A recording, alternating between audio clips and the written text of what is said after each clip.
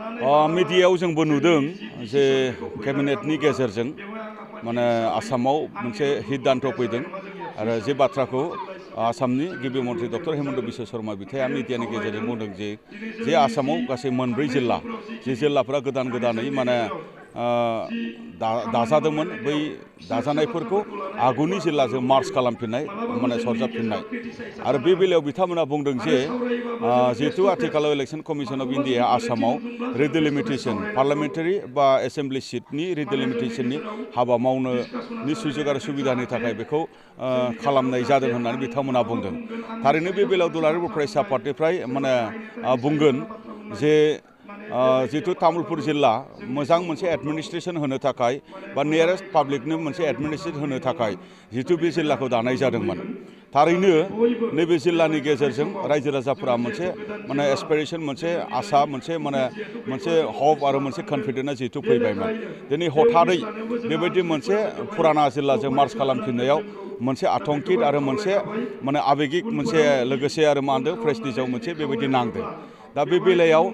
बेबायदि हठात जानाया माने बोरै जाखो जोंबो आसरित मोनदों दुलाराय बर' फरायसा आफादनिफ्राय जोङो बिथङै जोङो मिथिनो नाजाबाय थादों दासिमाव जोङो बिथङै बेबायदि जोङो मिथिनो बा जोङो माने मोनजोबनो हानाय बेबायदि जायाखै अब्लाबो जोङो बुंगोन जे बेखौ माखासे साननि थाखाय आरो माखासे माने दाननि थाखायल' जिहेतु खालामथ'नाय जादों होनना बुंदों दा थारैनो जुदि बेबायदिब्ला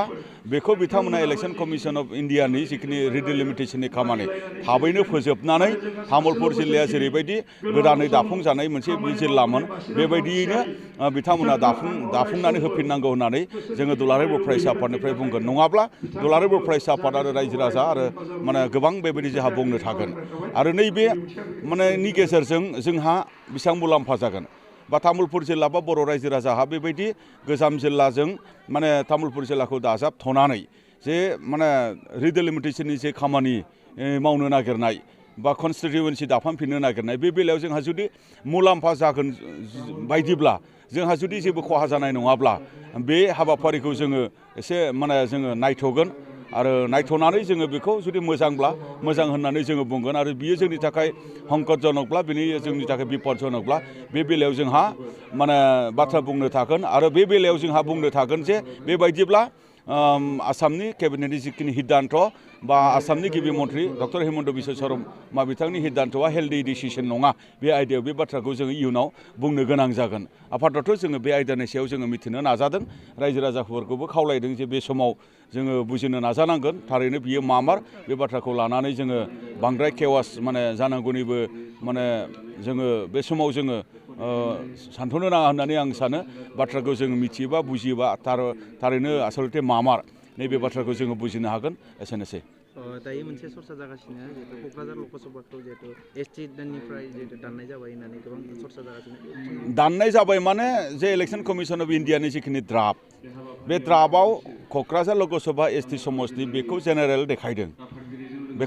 देखायदों आरो उदालगुरि माने एमपि सिट माने जागोन बेखौबो माने जेनेरेल देखायदों दा बे बेलायाव जोङो बुंदों जे बियो ट्राइबेलफोरखौनो लानानै आरो बै टाइमाव ट्राइबेलफोरानो बेवहाय मेक्सिमाम ट्राइबेलफोरानो बेवहाय मेजरिटि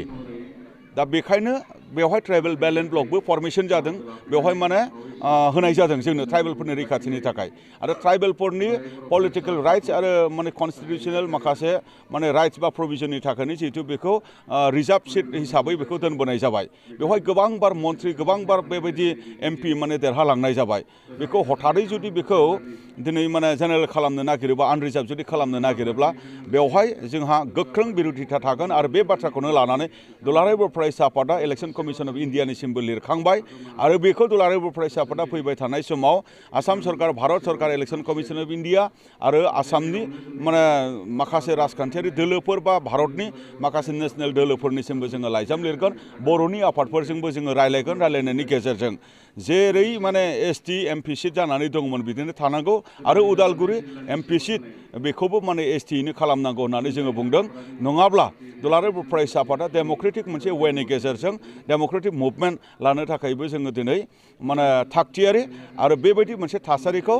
माने इलेक्शन कमिशन अफ इन्डियायानो जा सरकारानो जा जोंखौ कम्पेल खालामनो नाङा बर'फोरखौ कम्पेल खालामनो नाङा होननानै आङो दिनैनि नैबे गोदान बोसोरनि मोनसे दिनावब्लाबो 1 थारिखआवब्लाबो आङो दिनै सरकारनिसिम आङो आपिल दोनदों। गोजोन्थों।